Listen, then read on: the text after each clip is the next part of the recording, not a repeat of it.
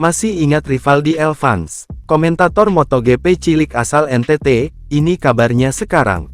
Sosok Rivaldi Elvans sempat menjadi sorotan berkat keterampilannya menirukan komentator MotoGP.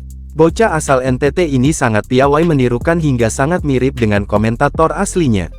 Dulu ia pernah mendapat undangan langsung dari MotoGP untuk hadir menyaksikan pertandingan di sirkuit Sepang Malaysia sekaligus mendapat kesempatan bertemu Marc Marquez.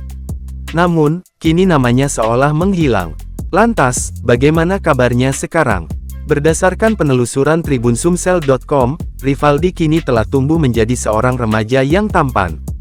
Hal tersebut terlihat dari unggahan dalam akun Instagram sang manajer, @ibmartin79.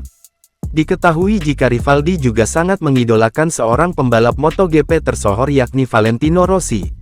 Pada tahun 2018 silam, bocah bernama Rivaldi Elvans yang viral karena meniru suara Nick Harris komentator MotoGP, mendapat undangan langsung dari MotoGP untuk hadir menyaksikan pertandingan di sirkuit Sepang Malaysia sekaligus mendapat kesempatan bertemu Marc Marquez. Dalam pertemuan itu, keduanya tertawa bahagia.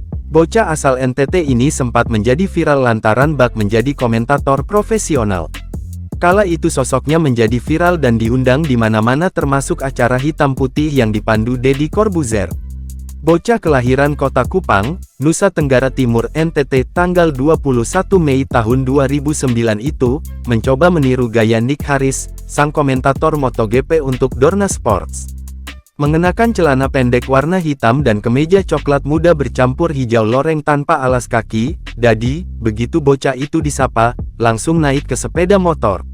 Deddy pun langsung memegang setir motor Yamaha R15 sambil menggerakkan tubuhnya ke kiri dan kanan layaknya sedang berada di lintasan MotoGP, dan berkomentar meniru gaya Nick Harris.